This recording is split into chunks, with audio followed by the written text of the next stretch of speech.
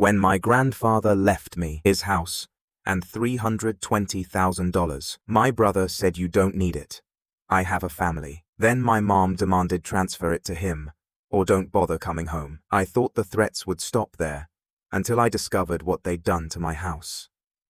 I'm Aaron, 29 years old, and I've never been what you'd call the favorite. Not the golden child, not the pride of the family, not even the one who gets invited to group photos without a reminder. My older brother Derek, 34, has always worn that invisible crown.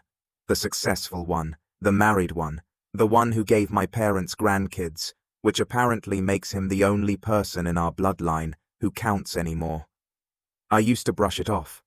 I told myself I was just the quieter one, more independent, the black sheep in the charming, misunderstood way.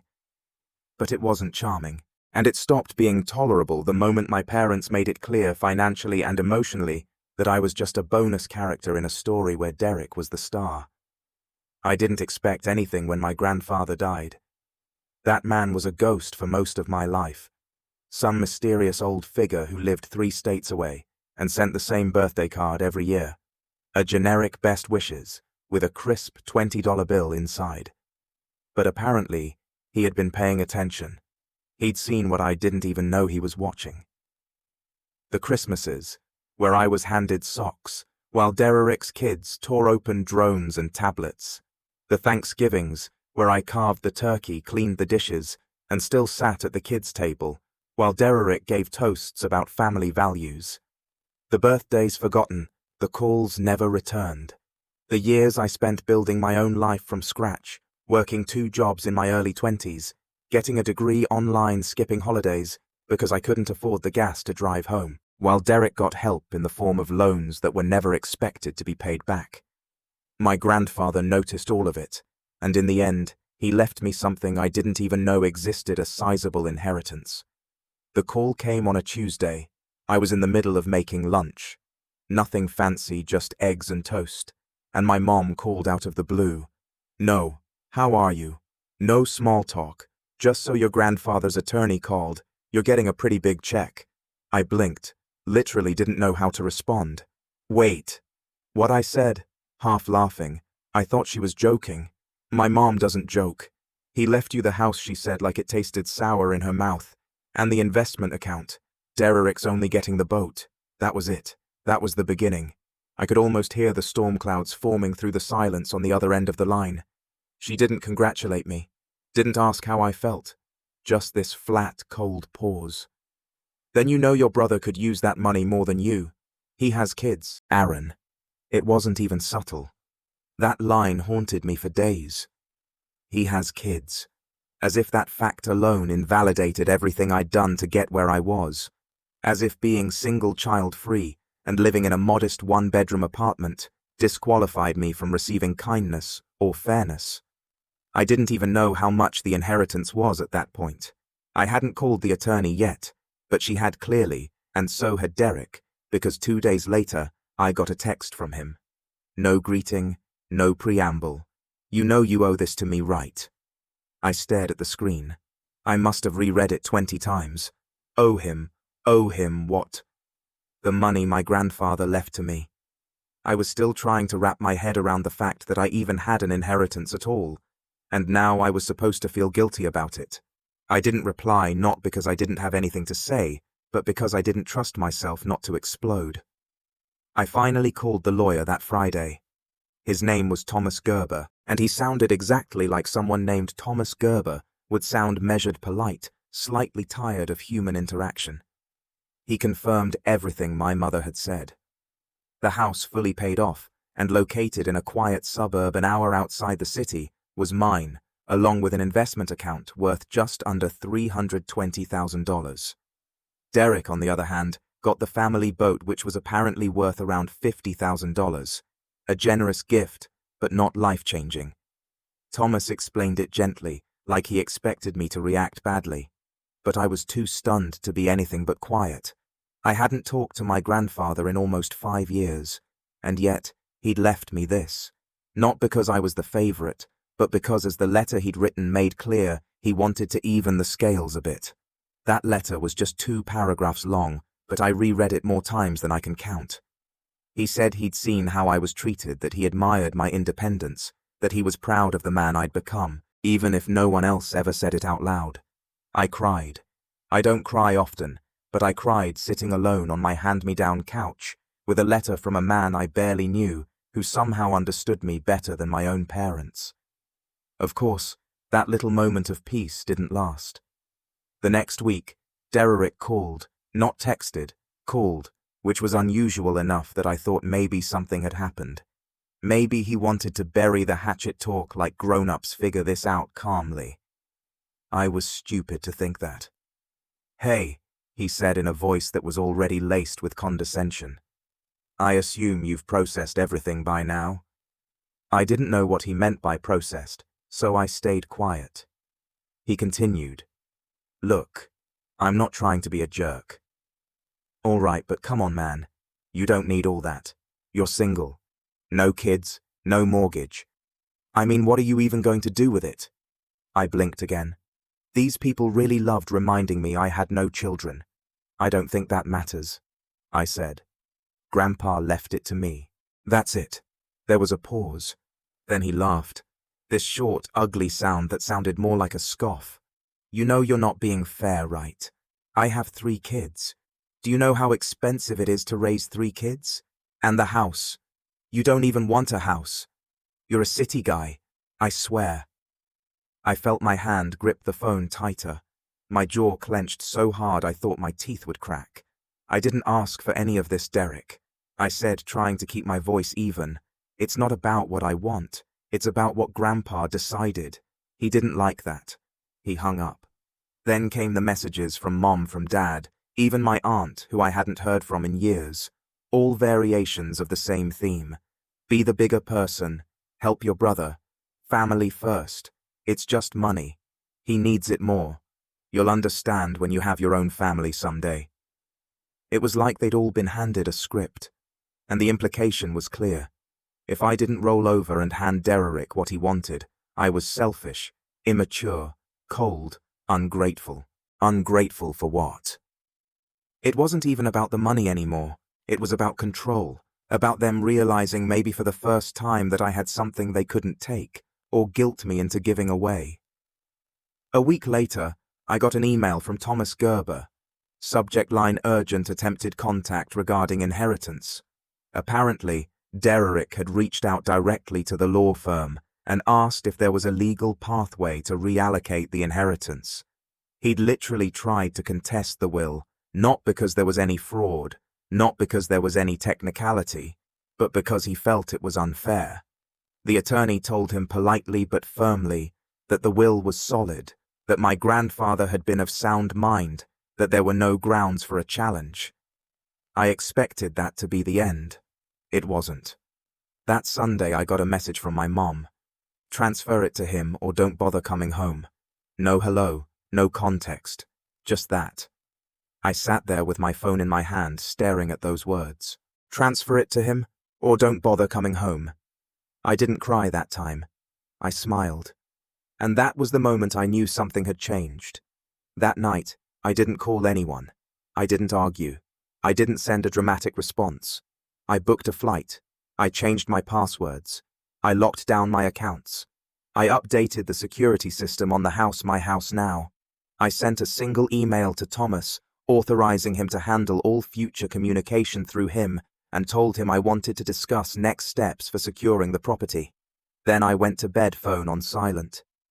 When I woke up, 43 missed calls, 1 rage-fueled voicemail from my dad. And that was just the beginning. It started small, as these things always do. Little digs, passive-aggressive comments.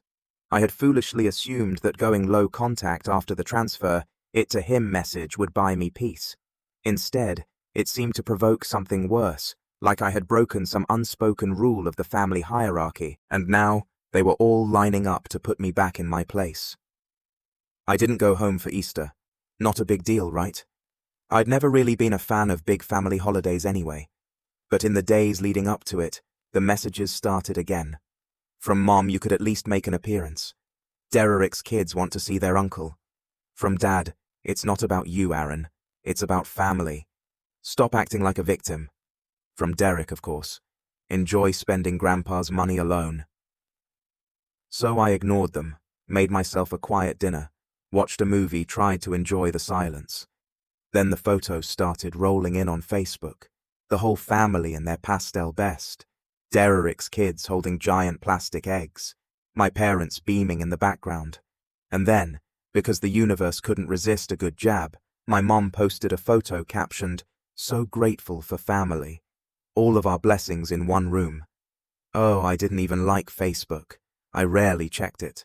But that night, I checked it 3 times. Not because I missed them, but because I needed the reminder. I needed to remember how quickly they erased me when I stopped serving their narrative. A week after Easter, I got an email from a real estate agent. It was about the house, my grandfather's house, asking if I was still planning to list it. I hadn't even contacted a Realtor yet. Confused, I called the agency. The woman on the phone was chipper polite, but clearly a little puzzled. "Oh, I spoke to a Mr. Derek last week. He said he was representing you as family and wanted to get the ball rolling." I almost dropped the phone. I clarified that no, I had not authorized anyone to represent me or sell the house. She apologized profusely and said she'd make a note on the file, but the damage was done. He had tried to sell my house, and not quietly either. According to the agent, he'd already taken photos, interior photos. That was the part that made my blood run cold, because I hadn't given him a key. So how the hell did he get in? I drove out to the property the next day. It was a quiet Wednesday morning, and I made the hour-long trip with a pit in my stomach. The neighborhood was peaceful as ever. While manicured lawns, retirees walking small dogs, mailboxes with flags politely raised. But when I pulled into the driveway, I immediately saw it. The lockbox. A chunky black Realtor lockbox hanging from the door or knob. He'd changed the damn locks. I stood there for a full minute just staring. My own house. My inheritance. The only thing that had ever been mine. And he had waltzed in and claimed it like it was nothing. Rage doesn't come in a flash like movies show. Not always.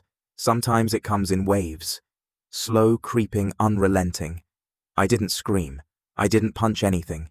I just pulled out my phone and took pictures of the lockbox, the exterior, the mailbox with my name on it.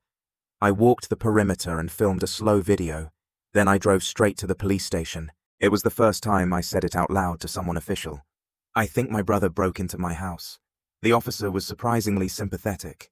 He took the report, asked if I had proof of ownership. I did, and told me to follow up with a locksmith and a lawyer. That evening I had the locks changed again. This time with a security system installed, cameras, motion alerts, a smart doorbell. I didn't tell anyone. I didn't want them to know what I was planning. I just wanted to watch. Sure enough, 3 nights later, the motion sensor went off. I was at my apartment, but my phone lit up with the alert. Front door activity detected. I opened the app, and there he was, Derek, standing on the porch in a hoodie, fumbling with the lockbox that was no longer there. He looked confused, angry. He rattled the door or knob, and then he looked straight into the camera. He saw the light, realized what it was. He didn't say anything, but I could see it in his face. He knew. I never called him, never mentioned it, but the silence that followed was thick with something unspoken. A week later, I got a certified letter in the mail. My parents had hired a lawyer. The letter was a request, polite, legally worded, but clear. They wanted me to consider relinquishing partial rights to the estate in favor of Derek. It framed it as a gesture of goodwill, said it was in the interest of family harmony. My father had signed it, not my mother, not Derek, my father. The same man who once told me, "You've got to earn your way in this world, Aaron." Now he wanted me to give away what I'd earned through grief, through arrangement, through silent, painful years of being the one no one fought for. I didn't respond. Instead, I went back to the house, sat in my grandfather's old recliner, the one they hadn't gotten around to selling or donating yet. I sat there and just existed. Looked around at the dusty shelves, the old lamp with the crooked shade, the faint smell of leather and time.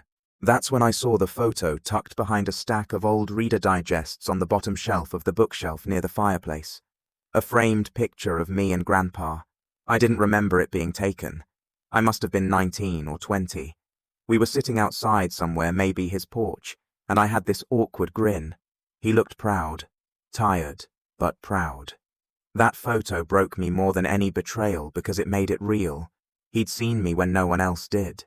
I left the picture there like a totem. The next day, I got another text from Derek. "You're being ridiculous. You know this isn't over, right?" I didn't answer. 2 days after that, my aunt called. The one who never calls. She sounded out of breath, like she was pacing. "I'm staying out of it," she started. "But you should know your parents are planning to go public about this." I blinked. Go public? What does that even mean?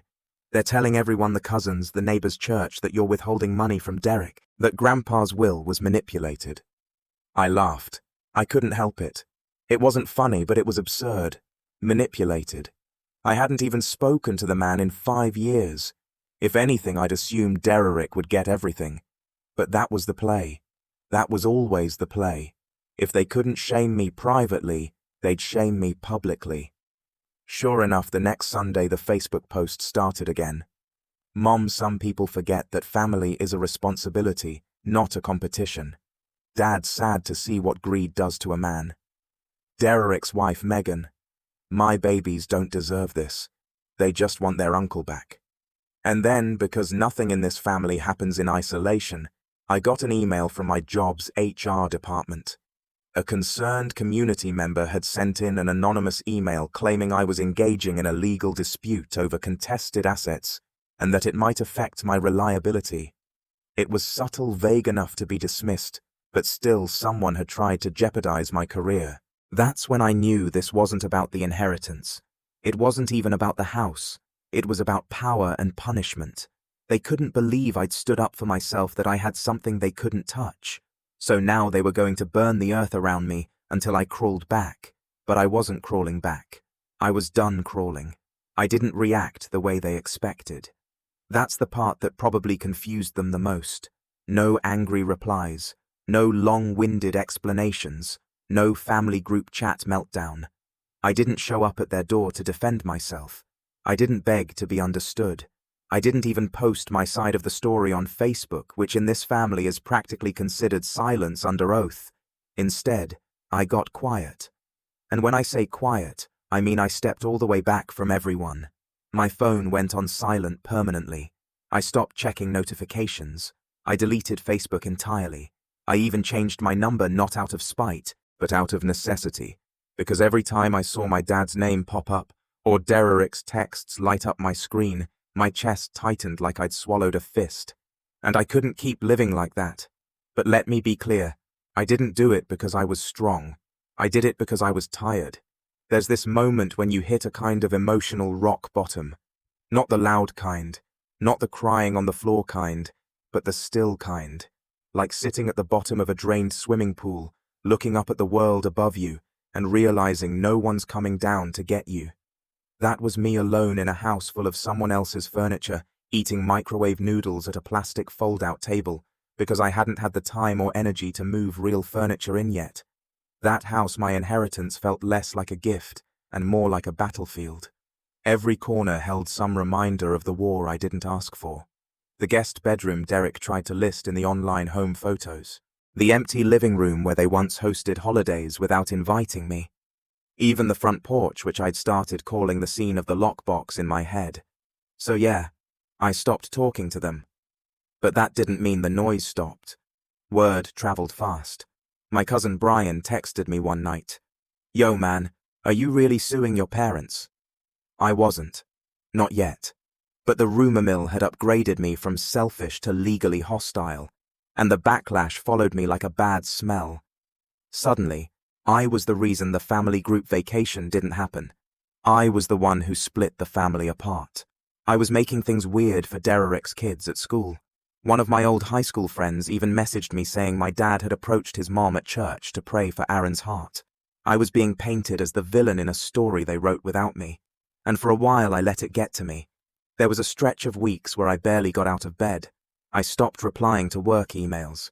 My boss, a good guy to his credit, called me and asked if I was okay. I lied and said I had the flu. He gave me the rest of the week off. I spent it watching documentaries and staring at the ceiling fans spin above my head. One night I broke. It wasn't dramatic. I was brushing my teeth and caught my reflection in the mirror. Hair a mess. Hoodie stained with ramen broth. Eyes sunken and tired. And out loud like an idiot. I whispered, "What if they're right? What if I was selfish? What if I should just give it to Derek? What if I was making too big a deal out of it? Wouldn't it be easier to just let go, hand it over, go back to being the quiet one who never made waves?" That thought sat with me all night. But something funny happened the next morning. I woke up. That's it. Just woke up. Got out of bed, took a long shower, cleaned the kitchen, ordered a real table off Wayfair. Not because I had some motivational epiphany, or watched a TikTok about healing, just because I realized the world wasn't going to stop spinning for me. No one was coming to save me, and if I didn't want to drown in their version of my life, I had to start building my own. So I did slowly. The first thing I did was renovate the house. I didn't even plan to live in it long term, but I wanted to make it mine. To take back the narrative, I started with the kitchen, ripped out the cabinets myself, watched YouTube videos about tile work, painted until my hands cramped. It was messy and slow and completely out of my comfort zone, but it gave me something I hadn't had in months, a sense of control. Neighbors started noticing. One of them, Linda, late 60s dog owner, excellent baker, brought me lemon bars and introduced herself. She'd known my grandfather, said he used to wave from the porch every morning. We talked for 20 minutes. Nothing deep, just normal, the kind of conversation I hadn't had in too long. I didn't realize how much I missed being seen until I wasn't constantly ducking behind guilt. The house started to change, and so did I. At work, I found my footing again. Got involved in a new client project. Let a few calls. My boss noticed, gave me a raise, said I seemed different lately in a good way. I smiled and thanked him. Didn't tell him it was because I'd finally stopped carrying a family on my back that never really carried me. And the inheritance, I didn't blow it. I didn't buy a sports car or fly to Bora Bora. I met with a financial advisor. Smart guy. Explained things in a way that didn't make me feel like a child. He helped me split the account into 3 parts. One for savings, one for investment, and one for something he called joy spending. I like that. I used the joy fund to do one thing. I booked a solo trip to Kyoto, just me, a backpack, and no schedule. When I told Linda, she lit up. Said my grandfather always wanted to go to Japan. Never did. He'd be proud, she said, of the man you're becoming. I don't know why that hit me so hard. Maybe because no one else had said it. Not once. Not even close. But I was becoming someone. Not despite what happened, but because of it.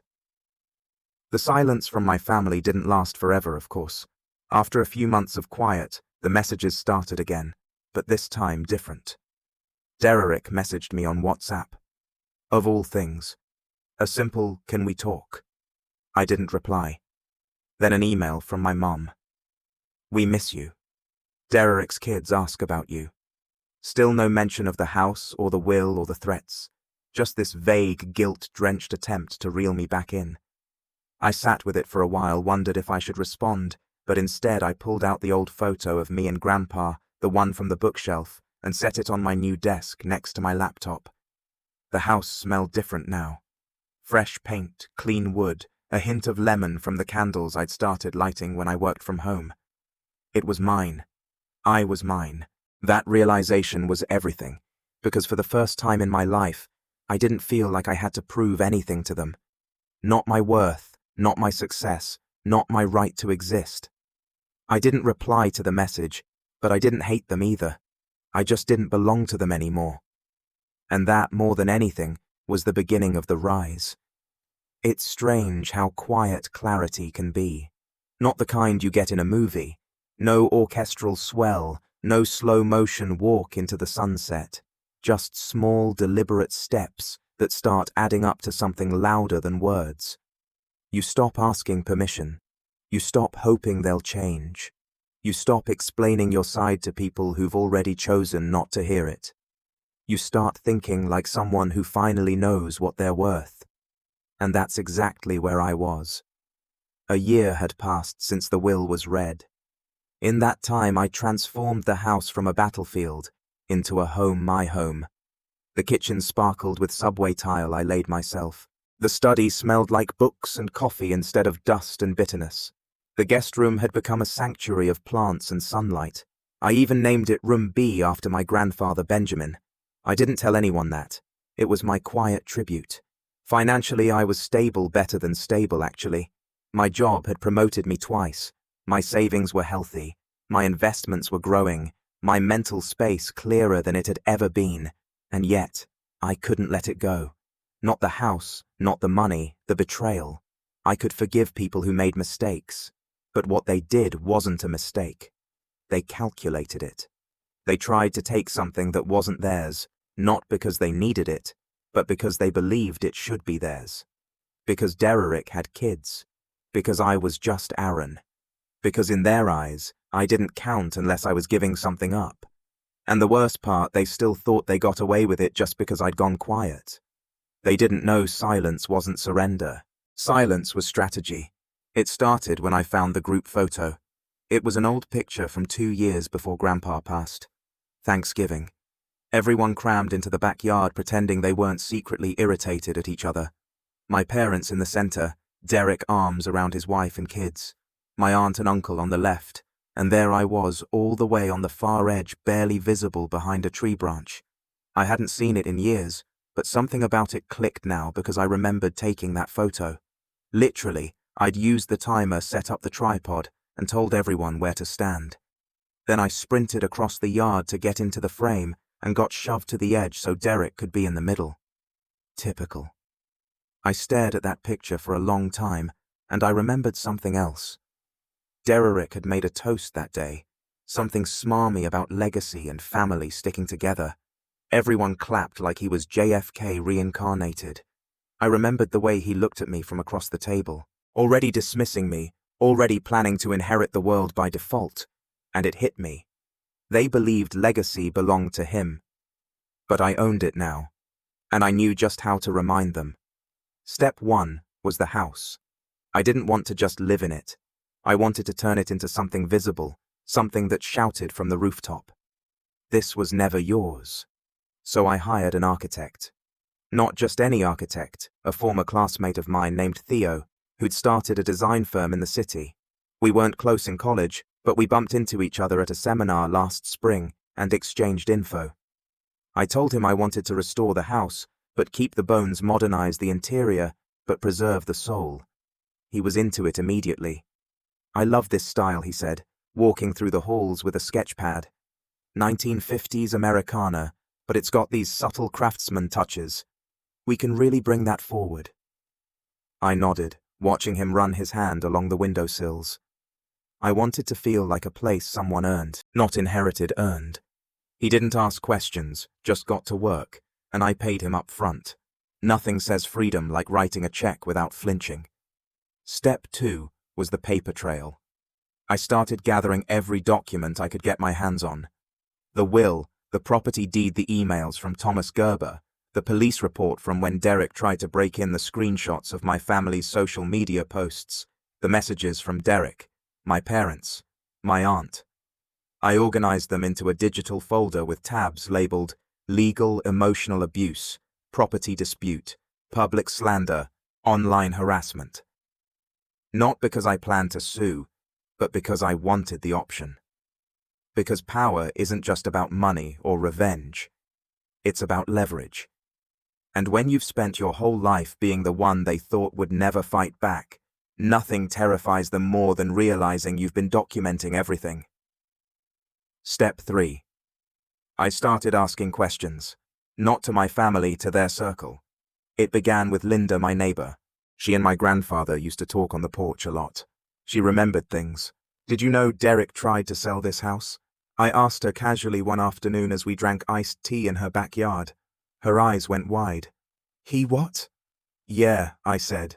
Had a realtor here and everything before the will was even fully executed. She blinked. Your grandfather would have, well, he'd be livid. He kind of was, I said, smiling faintly posthumously. We laughed, but the gears in my head were turning. I started reaching out to people who'd known my grandfather, his church friends, his old fishing buddy, the guy at the hardware store who sold him birdseed every spring. They all remembered me, some vaguely, some more fondly than I expected. One woman, Mrs. Palmer, an old friend of his from Sunday choir, told me something that chilled me. He once told me, she said over the phone, that he was worried your family would eat you alive if he didn't intervene. I swallowed hard. She continued. He said Aaron's good. Not loud, but good. And good men get steamrolled if no one steps in. That was the moment I knew. This wasn't just my fight. This was my responsibility to honor what he tried to protect. So I started writing. It wasn't a revenge letter. It wasn't even for them. It was for me. I wrote down everything they'd ever said to make me feel smaller. Every time I was made to feel like a burden, every gift Derek got that I didn't. Every chore I did while they watched TV. Every family gathering where I was the afterthought. Every moment I let them make me question if I was worth loving.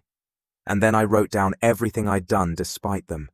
Got my degree, held down 2 jobs at once, paid off my debt, bought my first car, got promoted, traveled alone, rebuilt a house from the ground up.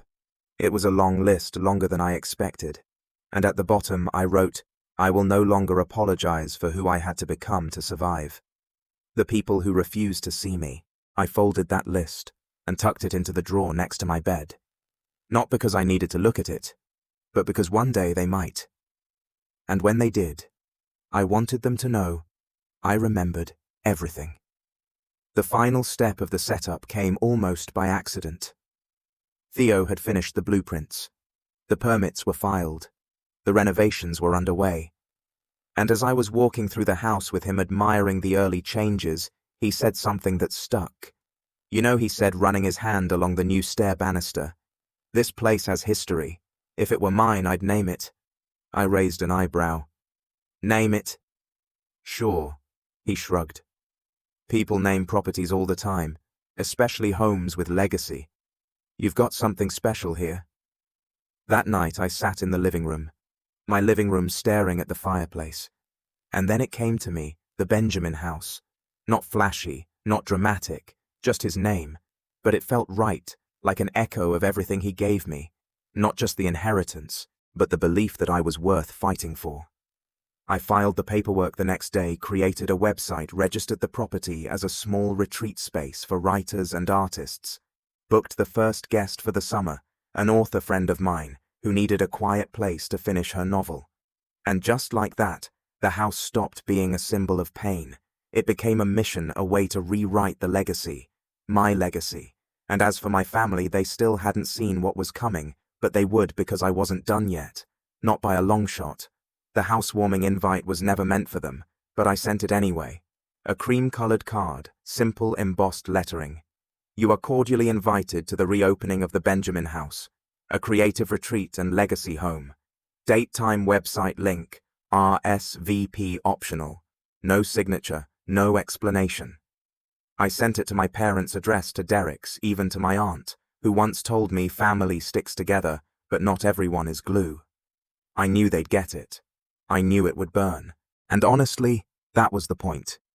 The official reopening was nothing extravagant, just 30 or so people, mostly creatives, neighbors, and a few friends from work. The house had been transformed.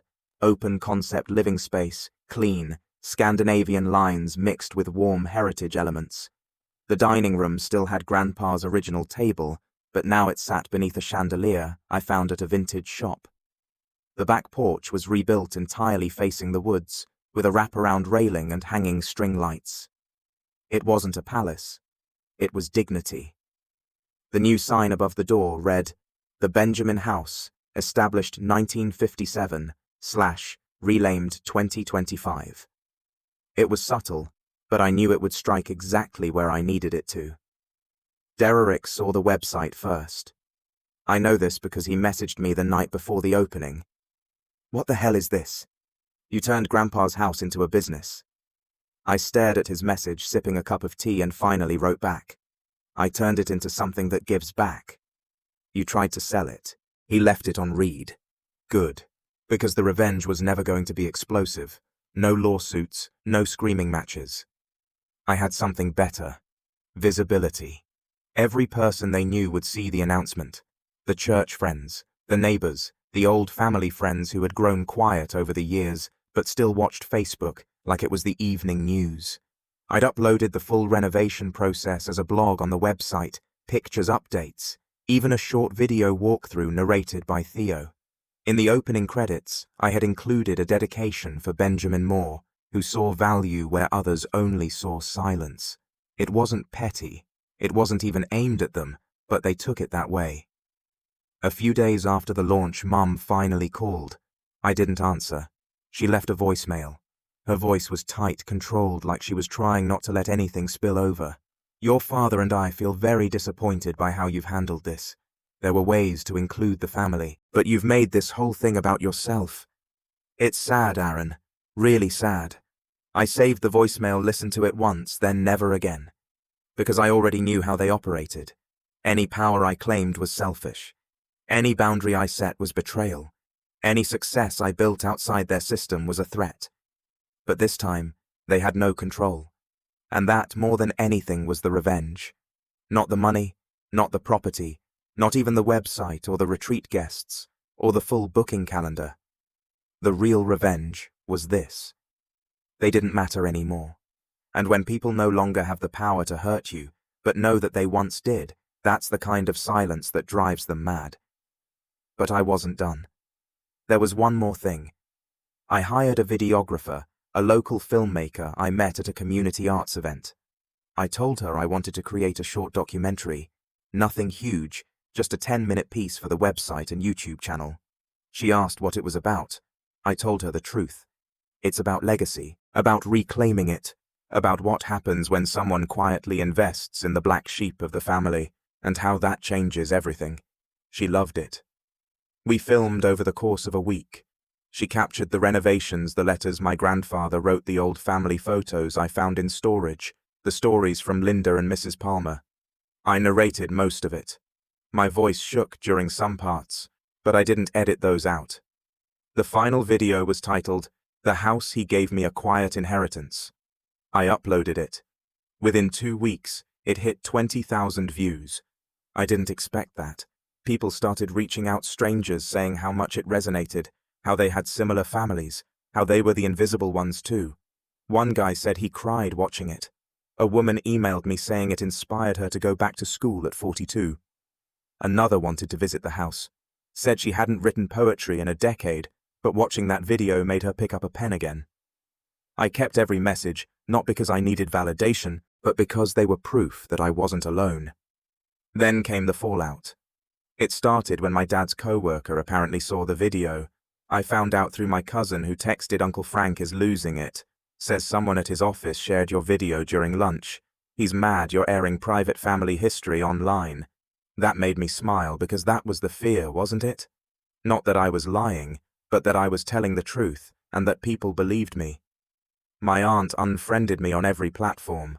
My mother posted a long-winded status about narcissists who rewrite history. My brother radio silence, until one night I got a letter, a real letter, handwritten from Derek. It was 2 pages long. The first half was anger disguised as diplomacy. He said I misrepresented him, that he never meant to take anything from me, that he was just trying to protect the family legacy. And then, near the end, the tone changed. It got quiet. He wrote, "I don't know why Grandpa chose you. I don't think I'll ever understand it. But it's clear now that he saw something in you the rest of us didn't. Maybe we were too busy looking in mirrors." That line stuck with me. It was the closest thing to an apology I would ever get. But I didn't write back. I didn't need to, because forgiveness is not the same as access. They could heal on their own time, but they wouldn't do it in my house. The Benjamin House opened officially for its first full retreat in May. For writers, 2 painters, and 1 digital artist stayed for 10 days. I cooked for them on weekends. We had porch talks, lit bonfires, shared stories about healing creation and what it means to start over. One night, a writer from Vermont told me, "This place feels like it was built by someone who knows what it's like to not be heard." I smiled. "I do." She nodded. "Well, you're heard now." And I was. By people who mattered. By people who saw me. Not as a wallet. Not as a scapegoat.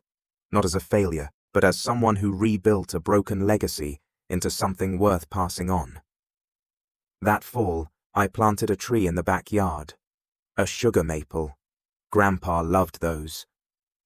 I stood there after the digging was done, hands muddy, sun setting, and I said out loud for the first time, "Thank you for choosing me."